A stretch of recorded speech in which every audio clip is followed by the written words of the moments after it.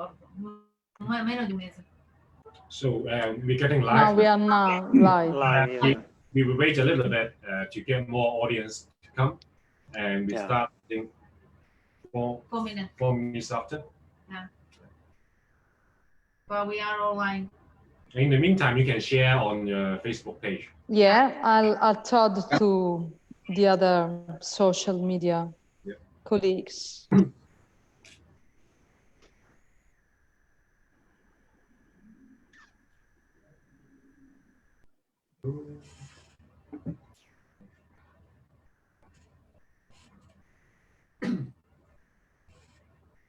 Can check. So that people can understand.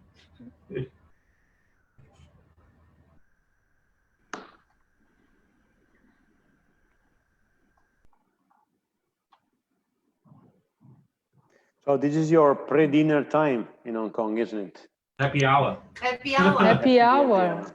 For Monday. We need some good ones. Good start. It's great. Sorry, how's the weather like? Is it a sunny evening? Monday. Yeah, but is it a sunny evening? Oh. What's the weather like? Very good. Yeah. Very good. They can't complain. No. How's the weather in Barile, Paride, today? Down in the very south. Sunshine. Sunshine. Sunshine. What about Casisano, Montalcino? How is it there? So we have a very sunny and hot day, but it's quite windy, so it's really fine. It's windy? What do you say? Windy? Yeah, windy. Little windy. Yes, because we are high, but I'll tell you more later. It's also windy here at Tomas in my room. There is actually the AC working. In the south of Italy, it would be very hot. Hot. Right.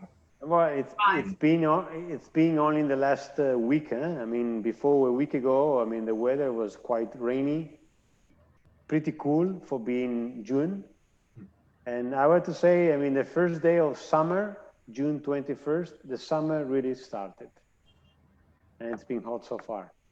Yeah, in fact, we had a joke because it seems that we were like the tropics with the rainy season, because the first weeks of June, it was really very rainy and quite cool for the season, but finally summer has come, so now we are enjoying the nice weather, indeed. Very good. Ready to go to the sea here. You guys, you go to the lake. We have the sea. Exactly. Not too far. So the Italian summer starts 100%. Oh, definitely. Already started. Good. For sure. Well, a little bit chilly here. You know, we are high on elevation, but it's in the south, it's summer. Right. Already started.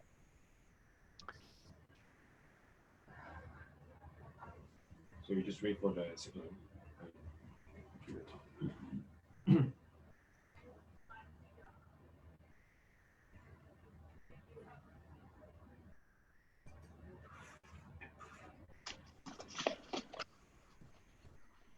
We got a sea here in Hong Kong as well. I see. You are on an island.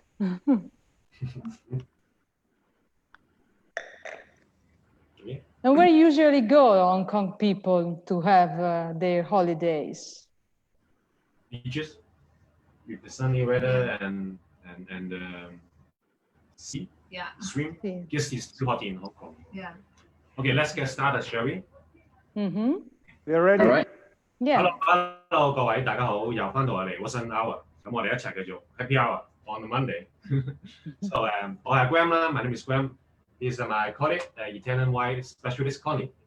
Here, and 好多客人問，成日覺得 Italian wine is very difficult because there are lots of appellations in different region。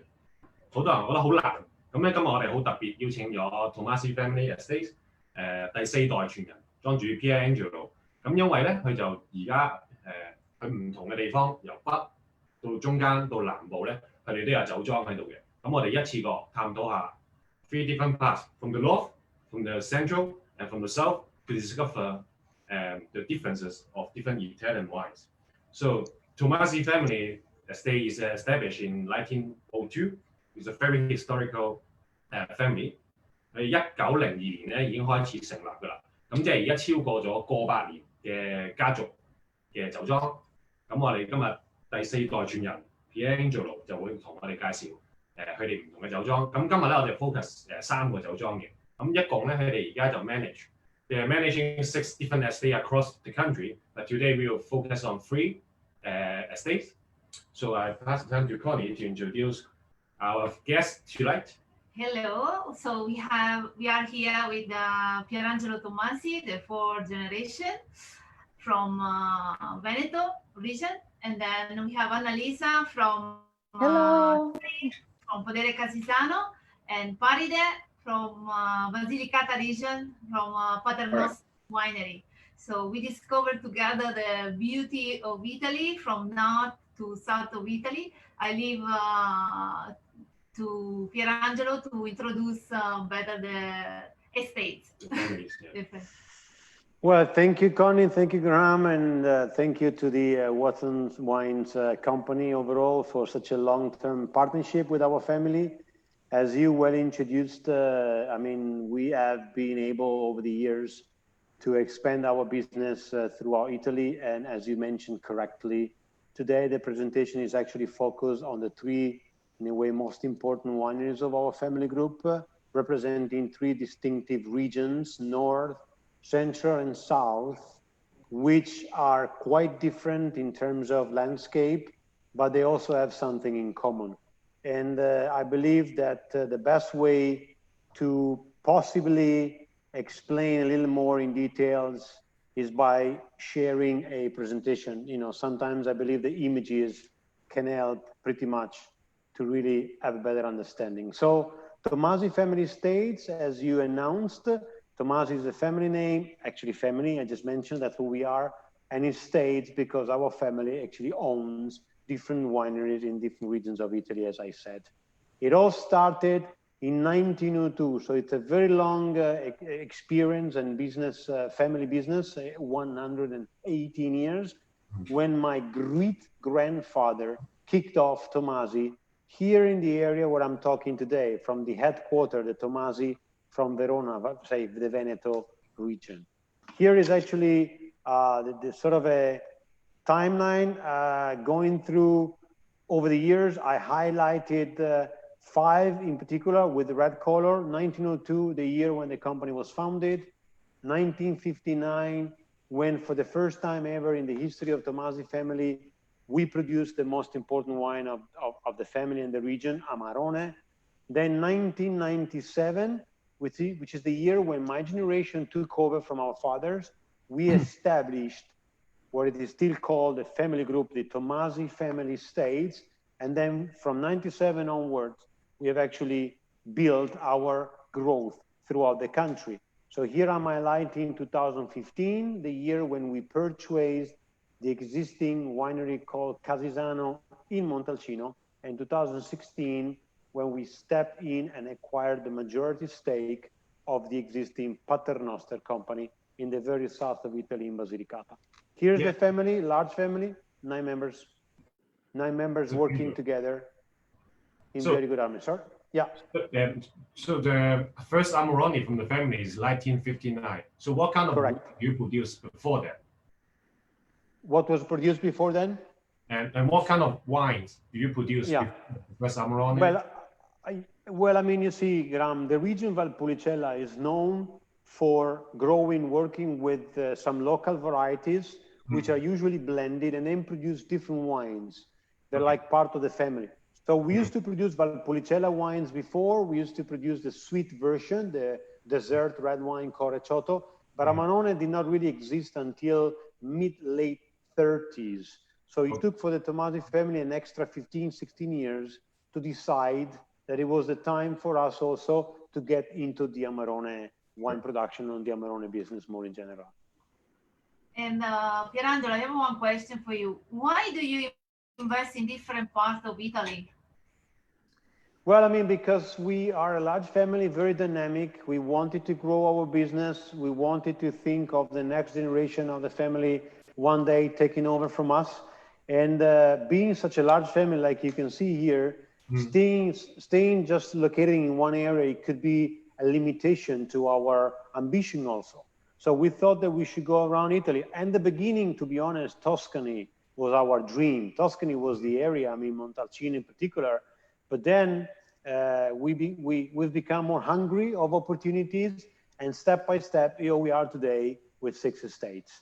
Let me say though that these 3 regions will really represent the land of very important and iconic wines, in particular red wines, which have some characteristic in common. And as you can see from this slide, we introduced them all as the trilogy of emotions, because Tomasi with Amarone, Casesano with Brunello, and Paternoster with the Aglianico del Vulture, they all produce these iconic wines, which are really full of emotions every time you talk about them and every time you can enjoy them.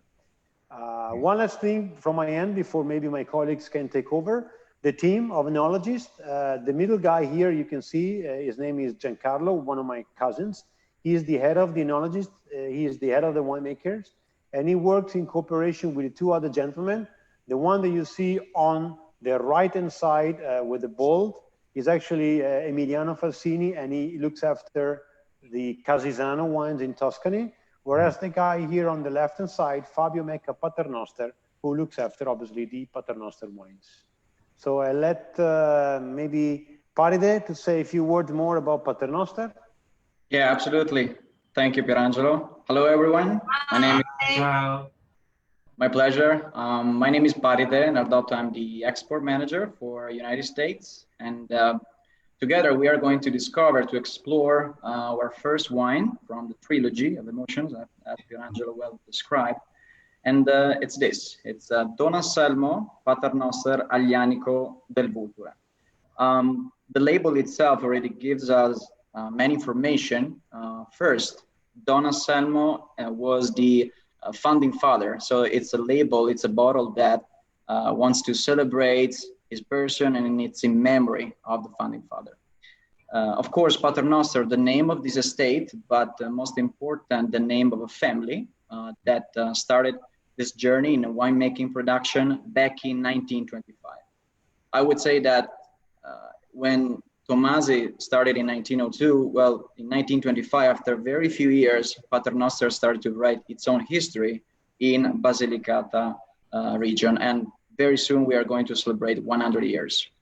And if you turn around the label, it says Aglianico del Vulture. That's the grape that we are going to explore a little bit more together. It's the top wine, but where are we exactly located? I'm going to share with you the same presentation as Pierangelo introduced. There we go. So as we accept. Can you see it? Yeah. Yes, like presentation. Yeah. There you go.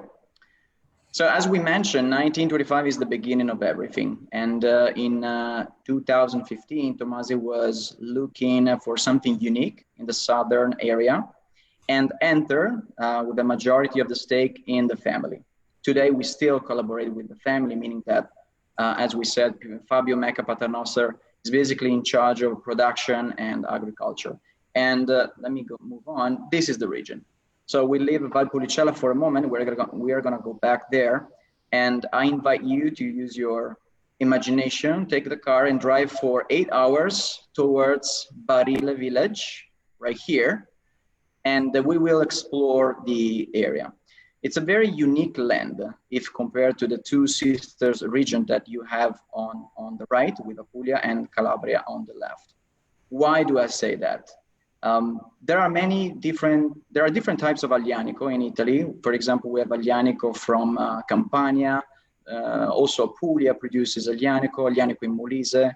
But the question that I really would like to answer with you is, when does Aglianico become Aglianico del Vulture, of the Vulture? The next slide is going to answer. This is a volcanic area. So you immediately understand that we are talking about a volcanic soil. It's a map of all active volcanoes in Italy, but in particular, this is the volcano that we can find in Basilicata. Its name is Vulture. So basically, it's the volcano that gives the name to the denomination. So we are, so, yes. So the volcano is still active nowadays. So will it be dangerous to go breaks near there? You can come to Basilicata, you're safe. The volcano is not active at all. It's not going to explode. Personal reading, it exploded around 130,000 years ago. Oh, okay. But yeah, but it's very important for the whole environment that it created. So this is a land, it's a wine that likes volcanic soil, but another second point, it's the elevation. It's very important. We are approximately around 600 meters above sea level here. So volcanic soil and very cold winter, if compared to the very touristy and holidays vacation, if you go towards the right and left side of the booth. I put this image to show you how the soil is made of. There is an important rock. I would say it's 75% of the soil is made of tufo, which is basically, when we talk about volcanic soil here in Basilicata, we talk about an ejection, an explosion of material blown into the atmosphere and then dropped down towards the soil. And then with many years, this turned into tufo. Without being too technical, pardon? How the volcanic soil influenced the wine? Without being too technical, Connie, I let you know what the farmers, the local farmers say here. We say that grapevines are great because the tufo rock. It's a rock that holds the water during the summer season and then it releases it during the very hot days. It's like a sponge. So for us, it's very important, it's an essence, because we are able to, as we say, breastfeed, allattare, breastfeed the vine through this rock. So, a matter of fact, in 2017, we didn't have any artificial water, any irrigation because of that. If we move forward, this is the volcano. Oh. This is the mountain that looks in front of the vineyards. How high is the 600 meters above sea level. We have a very cold winter, but very hot summer. Remember, we are in front of Africa here. So we receive warm winds from Africa, but then everything is mitigated because we are among the hills of the volcano. And this is the estate. So this is the headquarters, Paternoster 1925. And I want to show you also this is a nice building, a nice villa that is in front of the vineyards. It's called Villa Rotondo. But Don Anselmo bottle comes from here. So still among the volcano and looking at looking to the lands. If we jump in the cellar, it's a single vineyard wine. So this correct. This is a single vineyard wine. This is a single vineyard. It's the top of the top. It's the top production. And going back to the original Aglianico del Vulture, I mean, this is 100% as it used to be with Anselmo. And if I take you inside the cellar, there you go. You see a mix of Slavonian oak and French barriques, because this is a result of different aging. 50% of the grape goes into French barrique and 50% goes into Slavonian oak. How does it show? Well, if you have a glass with me, I don't know if you are going to join me here. Sure, yeah. But there you go. But this is for sure a wine that invites you to be discovered. At the first sip, especially on the nose, it displays something that calls for ashes, for you realize that there is something going on, something volcanic. And when you sip it, I mean, you definitely recognize that beautiful licorice taste that it's so common here especially with the Aglianico. High acidity, great structure, and tannins are the protagonists. Maybe you don't really understand with the first sip, but it's the second that invites you, please discover me, and you absolutely understand what's the potential, how great this is, this volcanic wine. So for me, like you feel the tannic, but it's ripe tannic, very smooth tannic that you can very enjoyable with food and with meal. So like Atletico is kind of a little bit generating noise in white circle. Some people say it's a Barolo of the south. South of Italy. Yes. What do you think of this comment? Well, I would say that Aglianico del Vulture is Aglianico del Vulture. There is a lot of, yeah, I mean, it's, I think it's a very, it's a nice saying, but I think is one of the most important grape that we have here, one of the most interesting. Aglianico del Vulture with that volcanic characteristic. It's called an iron fist in a velvet glove. Just to give you an idea, to describe the power, but at the same time, its elegance, as you, Graham, well said. So I believe that it's actually the elegance that has, in a way, I don't know, motivated to create that sort of a nickname. I mean, reminding the Barolo. I mean, structured and longevity, but the elegance is the key. Right. I mean, so it's about balance. Yeah. So you get an acidity, you get a tannin, but at the same time, you got very good structure and fruitiness to balance it much. Yeah. It's for sure a wine that calls for gaming. Here we go hunting a lot, wild boars, and I mean ducks. So this is lamb. This is the pairing that I would personally suggest, but can also be a nice meditative wine to join with friends. So come to Basilicata. I really would like to receive friends from there. It's safe, and you know, people are looking for what, Pierangelo? No, sorry, I interrupted you. I was just going to say that if I can quickly recap, excuse me, two characteristics of this wine here. The name is Don Anselmo, because this was produced by the third generation of the family, Paternoster, in the memory of their grandfather and founding member Anselmo, after, of course, he was already passed away. And they decided to make this iconic wine from a specific vineyard. So the name reminds the founding member, but it's a single vineyard, high-end Aglianico del Vulture. Yeah, people are looking for something unique. And I often say that when they look for something unique, it's always linked to culture.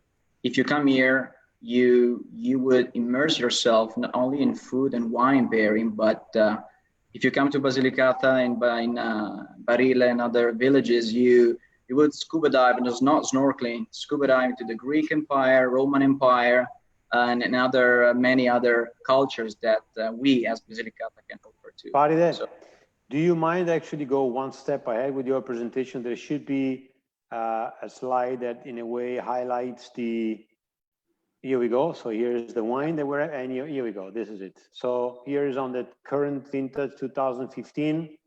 And here we are. I mean, we, in addition to the beautiful descriptions that you guys have shared, it's very nice from a producer standpoint to also show that the international press really recognizes Don Anselmo as one of the very top Italian red wines. Thank you. Thank you. I'll let you take the car now. You go back to Montalcino with Annalisa. You know, by the time it takes a drive from Verona to Paternoster, we fly from Italy to Hong Kong. Oh, yes. Or vice versa. We hope to fly to Hong Kong, to Italy, and visit Basilicata, Tuscany, and Veneto. Yeah. So are we going to the central Italy now? Yeah. Yeah, it's my turn. Yeah. Hello. Hello, ciao, everybody. Nice meeting you on this chat. I'm Annalisa. I'm talking from Tuscany, from Casesano. I'm in charge of PR and communication. So my nickname is Troublemaker here in the Tommasi Estates group.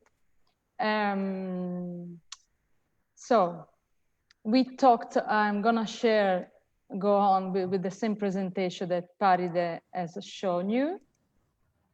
How long is the drive from the south to the central? Sorry? How long from Veneto to Tuscany? No, How long from Veneto? Driving by car, it would take 5 hours.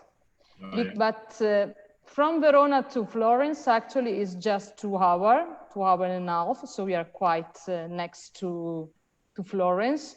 But then driving from Florence to Montalcino, which is in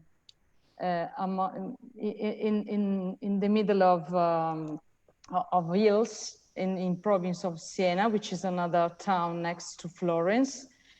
We do not have highways or very good streets, so we have to go slowly. But it's the way we used to enjoy, you know, our travel from Florence to Montalcino. So there's a beautiful landscape, the typical Tuscan landscape you know from the main pictures or in your imaginaries. And it is another 1 hour and also in total I would say 4-5 hours. It depends on how fast you can drive or how much you want to enjoy your travel. It depends on how many stops you do for coffee. Yeah, right. Or coffee. Or to try our typical, you know, good food as well, and wine, of course, but the best is in Casisano. Yeah. So you talked about elegance, and the payoff of Casisano is in a world full of trends, elegance never goes out of style. Mm-hmm. Elegance is really the signature of Casisano. Casisano is an estate that Tommasi bought in 2015, as Pierangelo told you at the beginning of our speech. It was really dream came true, because since they purchased the first estate in the south of Tuscany, in Maremma, we have another estate, but I don't want to tell you more. The dream to have something in Montalcino was really strong. So they really looked for this great estate. So in 2015, they came. Is it very difficult to buy vineyards in Buleno de Montalcino? Yeah, it's not. It's really expensive. So in 1997, maybe they weren't ready for this big investment, and also in terms of expertise, it was. So they were very, very good in Valpolicella. They were, you know, looking around to find the right place, the right people to take care, and then the right place to be, actually. So they finally had the opportunity to purchase this great estate. We are in, I can show better in another. So this is Montalcino village, okay? We are southeast of Florence in province of Siena, okay, which is another famous city of Tuscany. And if we look Montalcino, we are in the south part of Montalcino facing east. We are one of the highest estate in Montalcino, because we are 500 meters above the sea level. We are in the middle of the gentle hills of Tuscany, facing Mount Amiata, which is another important mountain in Tuscany. And the total estate is 53 hectares, okay? 22 are planted with vineyards. And the main grape planted, the only one grape planted, the only one grape used to make Casisano, Brunello, and Rosso, and the Colombaiolo Riserva is Sangiovese Grosso, which is the main grape varietal used to make this wine. Okay, the soil is the typical soil. Now I show you the picture of the estate. The soil is called galestro, which is very typical also of the area. It's mainly a clay soil. Yeah. And as I mentioned, and as you can see from this picture, we are surrounded by vineyard and woods. So it's really a jewel in the Montalcino area. We are quite in the middle of nowhere, but in a place where you can really find and feel what the power of nature is, and the beauty of the nature. So it's really amazing. So we know very well. Yeah. Yeah. So I just tell Connie is that. So I found that a lot of places in Tuscany, when I went there a couple of years ago, there's always tall trees. Tall tree. Like in the picture, super yeah, tall. they are very typical in Tuscany. Yeah, exactly. Yeah. This is what I say to Grandma. We call them cipresso in Italian. Esatto. So the estate is this nice old building, completely renewed. Now we have a new project to make a larger vinification area. But this is the beauty of Casisano, so with this nice vineyard. And then we have a cru, called Colombaiolo. This vineyard is the highest one from which we select the grapes to make our Brunello Riserva called Colombaiolo, which is not only a Riserva, but is also a cru vineyard. Then this is the typical grape I mentioned used to make Brunello, called Sangiovese Grosso. And then this is our winery. So we only use big Slavonian oak cask, where the wine stays for 4 years before to be bottled and then ready to be tasted. So this is the Brunello we are going to have together this evening, which is called Casisano from the estate. And as I mentioned, elegance is the main characteristic of this wine. Yeah. And then it has, I have a glass here with me, very deep ruby red with full of aromas of red fruits and spices, and then with a very good acidity, which permit this wine to live and have a longer shelf life. Okay, so that's why Brunello, so as you know, you can enjoy also very old vintages Brunello, but this Brunello we are having tonight is really perfect and very good. And the body, it has got a good body. And so I hope you are enjoying this wine. I don't know if you have questions about Casisano Estate or Tuscany or the wine itself. Can you move on also one slide, Annalisa? There should be an highlight. Oh, yes, I'm so sorry.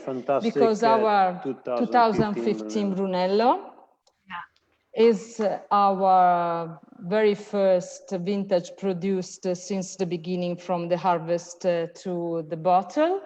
And we are very proud because with Giancarlo and Emiliano, we have been able to have a very good quality in the bottle and then in the glasses. So as you can see, we received very, very good reviews from the foreign journalists.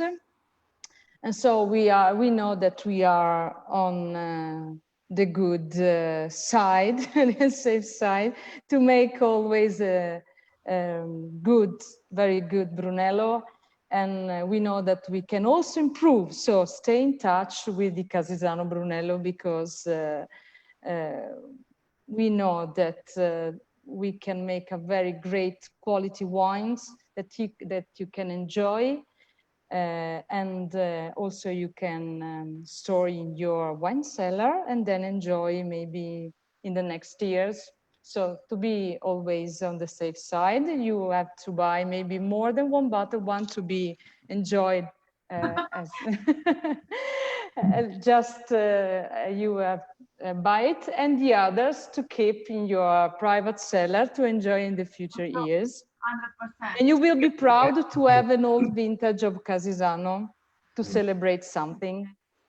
Yes. So if I can say to be on a also safe something, side. just be on the safe side, yes. If I can say something about Casisano as well to recap.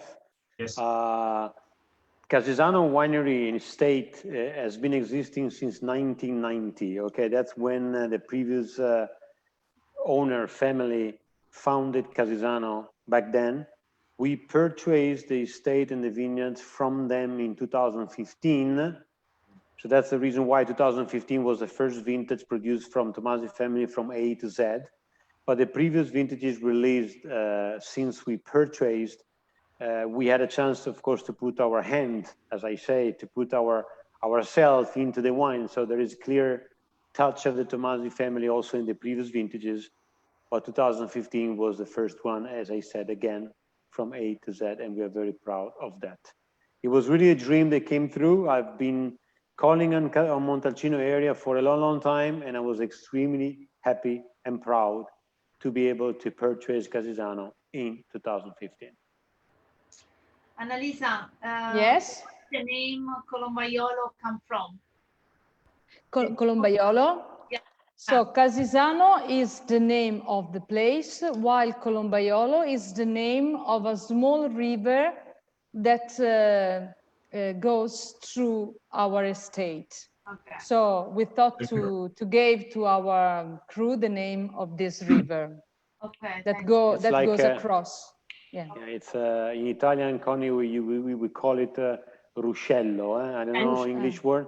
So it's a very short, small. What is that? Yeah. Okay. A creek, with a creek. A creek. Yeah. Okay, it's a creek. It's a creek. Yeah. Yeah. So Very good. I told you that we are in a very high position. So it's really good for the grapes because they don't suffer the heat of the summer. There is always a gentle breeze, okay? And this permits us to have a good balance in the temperature between night and day, always in the final part of the maturation before the harvest, which is usually in October, okay? And the fact that we are quite tight is always this, the signature of the elegance I mentioned at the beginning, explaining Casisano, because there's the power and the good structure of the typical Brunellos, but in the same time, the wine is really elegant, fine. It's like silk in your mouth with the very fine tannins. So that comes from the fact that we are very high and we can manage very well with the temperatures, and we don't suffer the very hot summer that usually we are gonna have in Montalcino. It's very nice in This is one of maybe the main characteristic of Casisano, the fact that we are very high in elevation.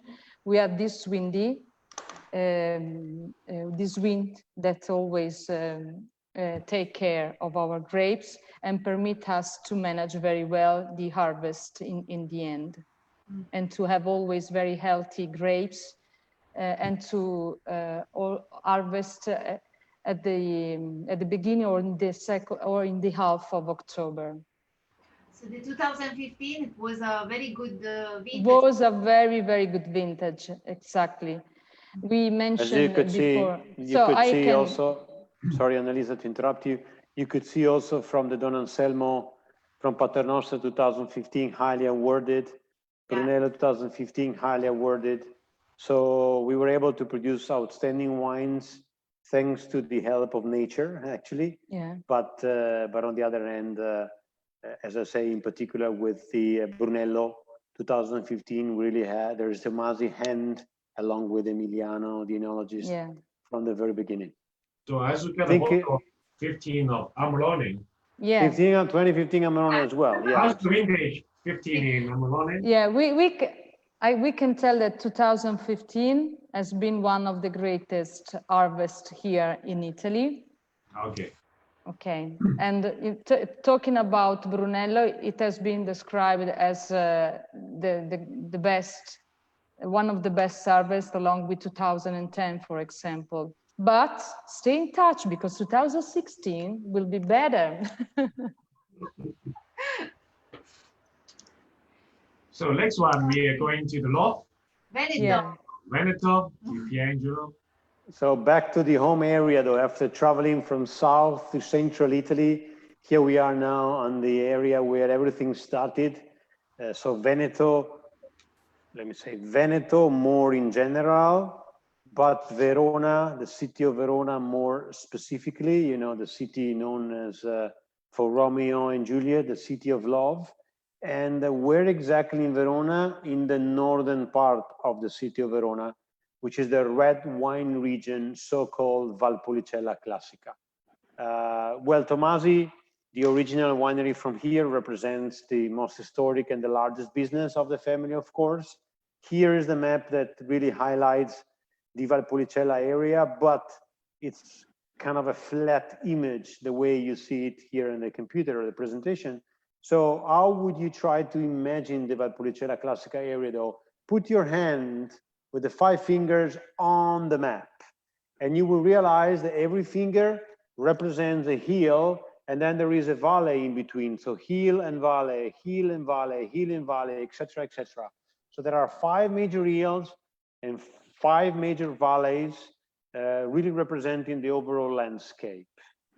As we briefly touched base earlier, here is an example, for instance, of one of the most important vineyards that we own, so-called Agroletta, quite high elevation, not as high as Paternoster or Casisano are in their regions, but quite high compared or in relation to the landscape of the Valpolicella area. You see the mountains looking in the northern side, and L'Agroletta, once again, it's really a prestigious vineyard and one of the ones that gives a feeling of the landscape in the area. As I mentioned earlier, there are several wines produced by the local varieties, something that differentiates Amarone versus Brunello or Aglianico del Vutre. Those 2 wines there are produced with 1 grape only. Valpolicella, and more specifically Amarone wines, are actually produced with minimum 2, but most of the time 3 or 4 varieties from the region, where there is one in particular that is quite important, so-called Corvina. I will come back to this picture, but I want to show you what I mean. So here we are, Corvina, the most important one, but say Corvina and the second one called Rondinella, those 2 are mandatory varietals. You have to have them both in the blend whenever you produce Amarone Classico. Then, what we also use, which gives extra characteristic to the wines, such as structure and acidity, they're called Oseleta and Corvinone, almost as important as Corvina is. Now, what makes Amarone very unique? The fact that the grapes are not crushed right after they've been picked, but they have to go through a very long period of drying. What in Italian we actually call appassimento. This Italian word that explains that the grapes really dry using air circulation. So you see they are actually located on racks in a very big room. So I'm not referring to a situation when you pick the grapes and you leave them longer on the vine, that you would call it a late harvest. Here is, you pick them when they're ripe, towards the end of September, early October, and then you let them dry using natural air circulation. How long? Let's say 100 days. How much do they lose? It's about 40%. So that's the percentage of water that technically evaporates so that the juice concentrates with natural sugar. So you want to see something? Here is the way they look like at day 1, and here is the way that they look like after day 100. You see the amount of water that has gone and like the concentration. They're almost like raisins in the ground, correct. So the bottom line is dry them in order to concentrate the grape juice, excuse me, with more natural sugar. That is the reason why we go through this very long, complicated, and expensive process. Now, trying to make... So, making wines with dry grapes or a Passimento method is very unique in the world to make wine. And at the beginning, why do the people in Venezuela use dry grapes to make wine? Well, I mean, you see, I mean, the idea of drying grapes was created in this area a very, very long time ago. I mean, we're talking about more than a couple of centuries, way more than that, actually. And the reason was because the local vintners, farmers, realized that all our grapes have a very thick skin. So the thickness of the skin could potentially, produce something extra than just a regular red wine. And when they decided to dry, as an experiment which worked very well, in the very beginning, they produced what is still today known as the sweet version, a dessert wine called Recioto. Then Amarone was produced many years later, and we can say by mistake. There was no idea, there was no project to produce a dry wine from dried grapes, meaning drying grapes, you have a lot of sugar. Yeah. Sugar is meant to be used for a sweet version, which has been so far.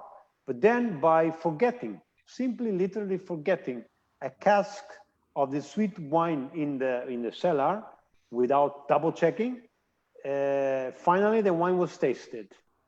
And the presence of this wine in an oak barrel, allowed the sugar to continue transforming into alcohol, basically. So from a sweet version, the result was a big, round, full-bodied, and more bitter wine than called Amarone, which also the Italian word Amarone basically explains what I just said. The big and bold. You also add extra flavor, layers, and complexity to the wines if you're using the dried grapes to make the wines. You see, I mean, Amarone represents the beauty of making a great wine from Italy, in a sense of a wine that is full-bodied, with a very long aging potential, round and rich, but at the same time, it is so smooth, so soft in tannins, once again, so elegant, and in its way, being a full-body wine, easy to drink. So it's very difficult to find another red wine from Italy that is so pleasant and enjoyable, being so full-bodied. I mean, the other two wines that we described today, of course, are very enjoyable as well, but with their own characteristics. You see why we mentioned these three wines here as the trilogy of emotions. Why three so distinctive wine regions, so far away to each other, have something in common. All three wines, I mean, the word that Parid and Annalisa and I have used the most so far in describing them is elegance. The key of all these three wines is being extremely elegant. Full body, long aging, but very elegant. And once a wine is well made and elegant, it's such a joy. And I hope you guys are enjoying as much as I am with a little sip of Amarone 2015. Pierangelo, what is the Buris? What is the Buris? Yeah. Well, I mean, the Buris is a new luxury project that we launched 18 months ago, October 2018, after more than 18 years of investments, actually. So, say, really making beautiful. Yeah, I have that too here. Can you say it? Making a very long story short, the Buris is the name of an ancient castle or so-called villa that we have owned since 2000. We get there and we say, here is the headquarters of a new fantastic high-end project. But first of all, we have to make a new high-end fantastic wine. Which wine has to be an Amarone? From the top of the top of the top of the vineyards that we own. And the result, 18 years later, turned into the release of so-called the Buris Amarone Riserva 2018, and now 2019 vintage is on its way as well. Thank you. Thank you.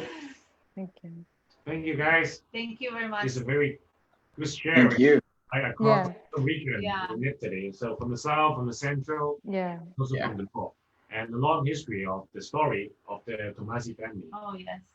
But besides the wine style, could you tell us the signature cuisine from north, central, and south? So some traditional from Veneto, Tuscany, and Basilicata.